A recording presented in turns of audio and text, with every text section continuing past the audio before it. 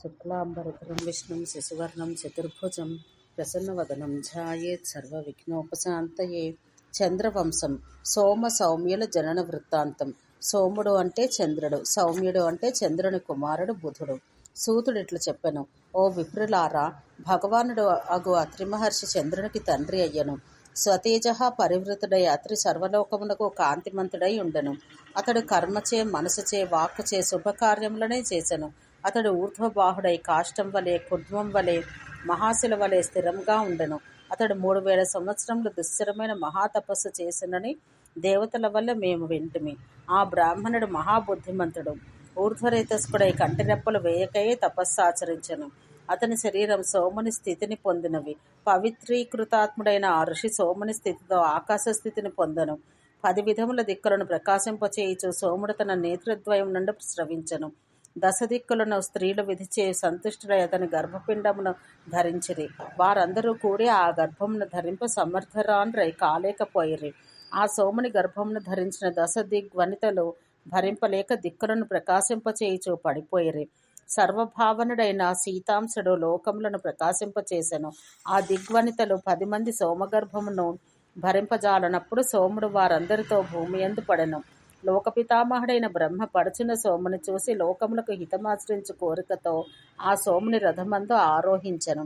ఓ బ్రాహ్మణులారా, అతడు ధర్మాత్ముడని, సత్యసంగరుడని, వాజి సహస్రయుత రథంపై అధవసించనని మేము వింటిమి.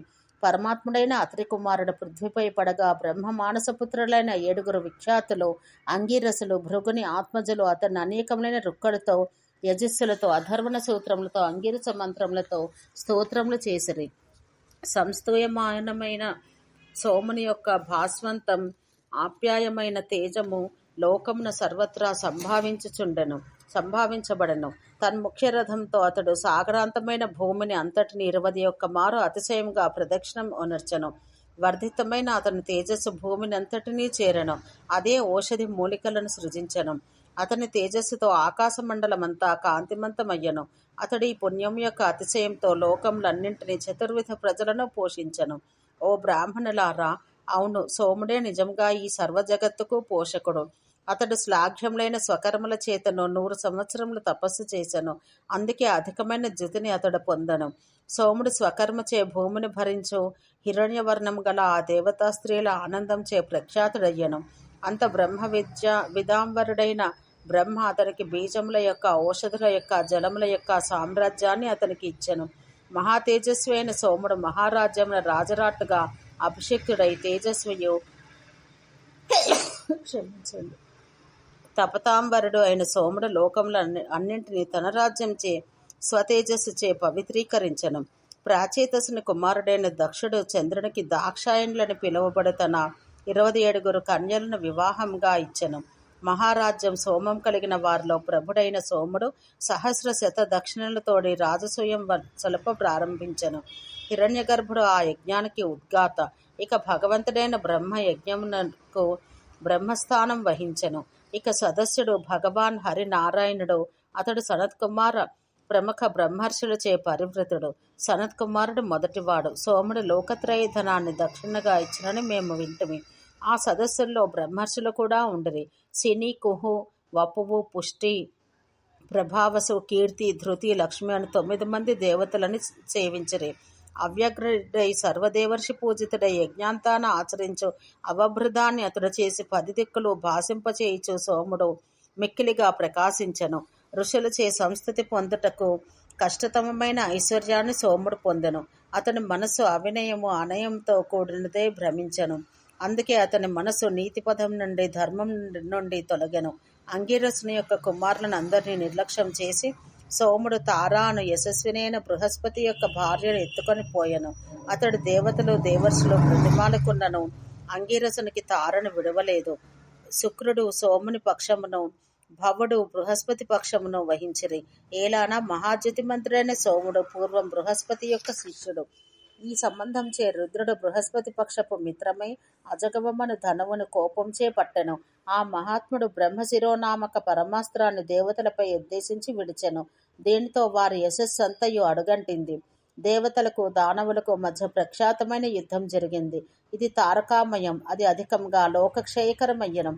ఈ యుద్ధంలో చావక మిగిలిన దేవతలు దుషితులుగా సంస్కృతులు.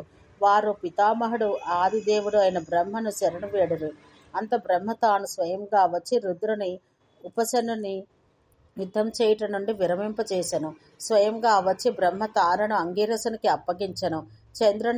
చంద్రనిభాననైన తార గర్భవతి ఉండుట తెలుసుకొని బృహస్పతి చూసి ఆమెతో, వెంటనే గర్భం విసర్జించము, నీ యోని నాది, అందుచే వేరొకని బిడ్డ అందు పుట్టరాదు అనెను.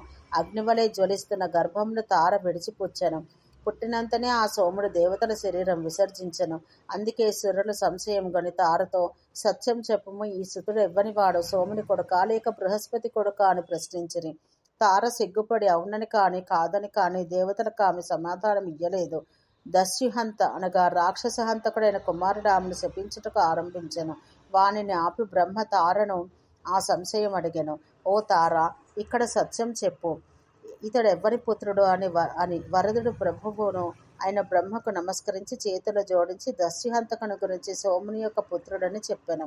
అంత ప్రజాపతి సోముడు ఆ కుమారుని శిరమును ఆఘ్రానించి ధీమంతుడైన కుమారునికి బుధుడు అని నామకరణం అనరించెను. ప్రతిదినం బుధుడు ఆకాశమున ఉదయించెను. రాజదుహిత కుమారుని కనెను. అందుకే ఇలా కుమారుడైన పురూరవసు మహాతేజుడయ్యను. అతనికి ఊర్వశి వల్ల మహాతేజస్సులు 6 పుత్రులు పుట్టిరి. అతడు తీవ్రమైన రాజయక్ష్మకు పాల్పడెను. పరవశుడయ్యను, నిస్సహాయుడయ్యను. రాజయక్ష్మచే వివసమై చంద్రుడి మండలం క్షీణమైపోయెను, వెలవెలాపోయెను. అతడు తండ్రి అయిన అత్రి శరణుజొచ్చెను. మహాయశస్వి అయిన అత్రి అతని రాజయక్ష్మమును ఉపశమింపచేసెను. ఆ రాజైన చంద్రుడు రాజయక్ష్మం వలన ముక్తుడై శోభస్కరంగా ఎల్లెడలా ప్రకాశించెను. ఓ బ్రాహ్మణులారా, ఇట్లు సోముని యొక్క జననం చెప్పితిని. అతని వంశం చెప్పెదను వినుడు. సౌమ్యుని యొక్క జన్మ ధన్యము, ఆరోగ్యదము, ఆయుప్రదం, పుణ్యం, కల్మష శోధనం. సౌమ్యుని యొక్క జన్మశ్రవణం, సర్వపాప విమోచనం. ఓం శాంతి శాంతి శాంతి.